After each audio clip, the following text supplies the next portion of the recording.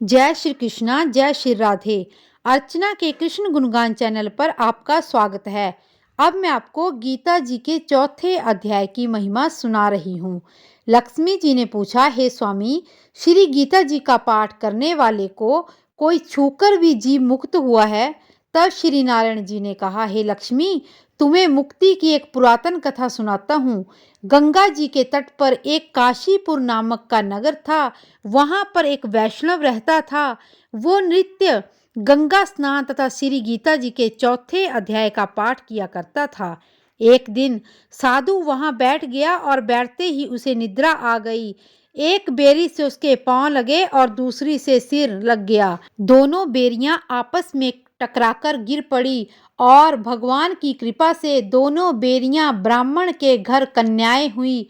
फिर ब्राह्मण के घर में जन्म लेकर उन दोनों कन्याओं ने तपस्या करना आरंभ कर दी। जब वे दोनों बड़ी हुई तब उनके माता पिता ने कहा, हे पुत्रियों, अब तुम्हारा विवाह कर देते हैं। तब उन्होंने माता पिता से कहा, हम विवाह नहीं करेंगी। उनको अपने पिछले जन्म की खबर थी। उन्होंने कहा, हमारी यही शर्त है कि वो साधु हमें पुनः दर्शन दें जिसके स्पर्श करने से हम इस अधम देह से छुटकारा मिला था और यह देह मिली थी। वो साधु हमें दोबारा मिले तो बहुत ही भगवान की कृपा होगी। यह विचार कर उन दोनों ने माता पिता को तीर्थ करने की आज्ञा मांगी। तब माता पिता ने उन्हें तीर्थ यात्रा की आज्ञा दे दी। तीर्थ यात्रा करती हुई वो बनारस पहुंची तो वहां जाकर देखा कि वो तपस्वी बैठे हैं जिनकी कृपा से हम बेरी की अधम देह से छूटी हैं। तब उन दोनों कन्याओं ने उनके चरण स्पर्श किए और कहा, साधु ने कहा, तुम कौन हो? कन्याओं ने कहा, हम पिछले जन्म में बेरियों की योनि में थी। एक दिन वन में तुमको बहुत धूप लगी। तुम बेरियों की छाया के तले आ बैठे और सोने के कारण एक बेरी से तुम्हारे चरण लगे और एक बेरी से सिर लगा। तो उसी समय हम बेरी की योनि से मुक्त हो गई। अब हमने ब्राह्मण के घर में जन्म लिया है और हम बहुत सुखी हैं। आपकी कृपा से अब हमें मोक्ष प्राप्त हुआ है। तब तपस्वी ने कहा, मुझे इस बात का पता नहीं था।